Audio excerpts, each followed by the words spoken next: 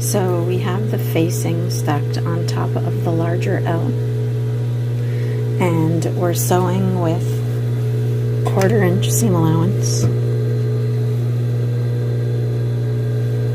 We started back here at the top of the L, and we backstitched where we started. When we get up to the corner, we want to be 1/4 inch down from that edge and 1/4 inch in from this edge. So I made a little dot right there. So I'm going to sew up to that dot.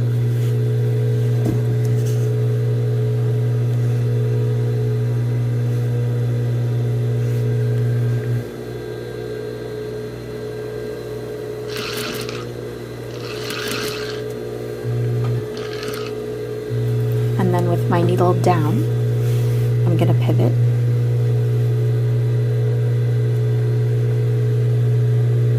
And I should be able to see the 1/4 inch. That means that I'm in the right spot. And this edge should be up against that 1/4 inch line. And then I'll sew to the end.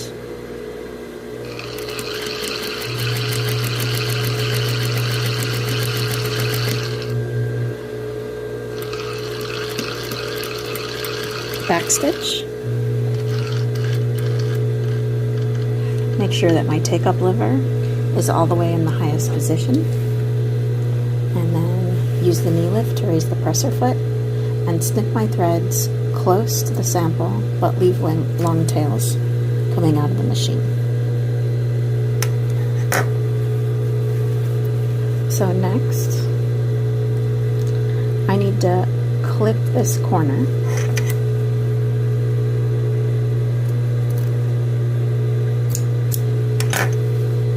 So I clipped right up to my stitch. And then next, I'm going to press my seam allowance towards the facing. So on the outside, I need this seam to be very taut. Do you see how you can almost see the stitches because I'm pulling the two apart so far?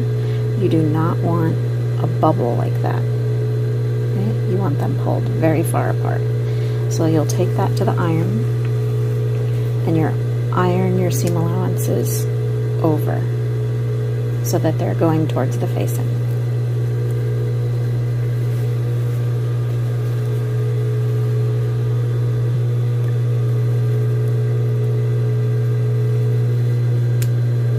Then we'll put the sample back under the foot with that last stitch line lined up right against the inside of the toe on the foot. So if we were going to sew from the wrong side, this is how we would be lined up. Get just a little bit further over. There we go. But we're not going to sew from the wrong side. We're going to sew from the right side.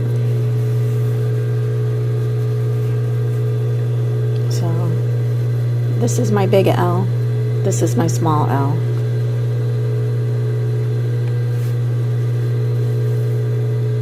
So big L, small L.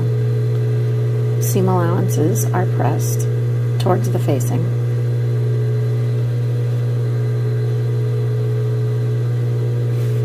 And I'm going to line this seam up with the inside of the toe. What I'm doing right now is called understitching. You understitch enclosed seams to keep the inside, which is the facing, towards the inside so it doesn't show from the outside. So I'm going to do a regular stitch. I'm going to do a little back stitch where I start and stop.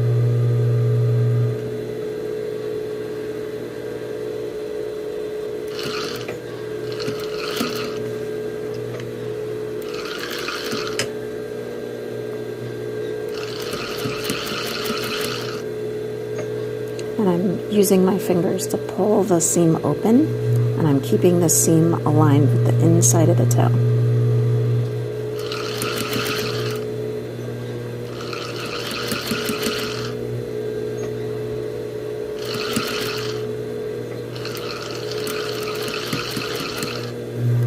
Now I'm getting up to the corner here.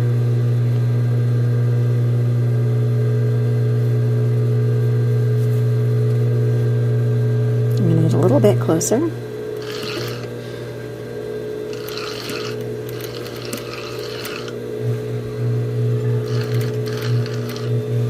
And then I'm going to move the folds behind the foot.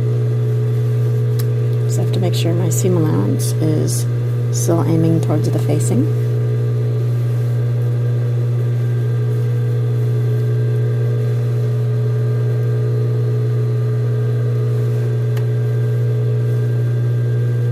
So I'm straightening out the little L so that it is L-shaped again.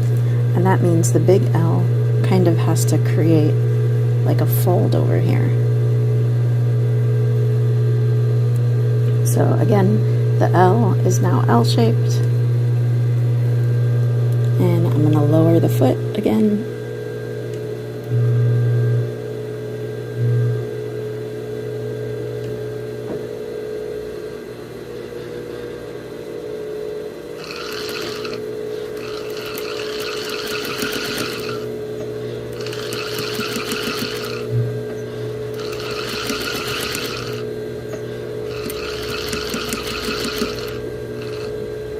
And then when I get to the end, I'll do a little back stitch.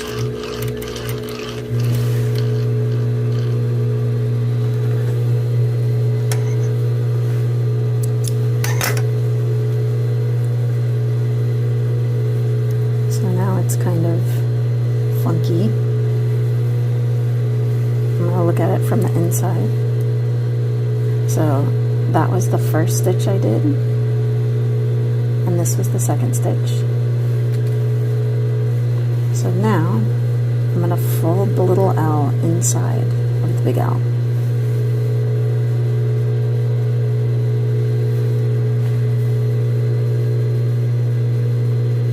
And I'm pulling the big L down and pushing the seam up against the edge. I'm going to take that to the iron and I'm going to iron it so that I cannot see the little L from the outside. Alright, so I don't want it to look like that. I want that little L to be rolling back in there. So I'll take that over the iron and I'll press that.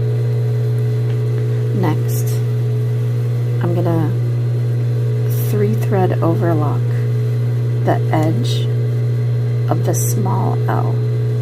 So I'm going to do that real quick. So I 3-thread overlocked around the small L and I pressed this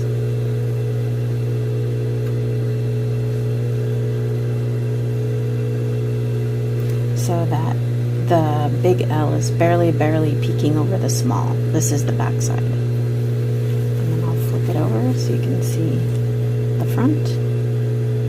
So it's a nice clean sharp L.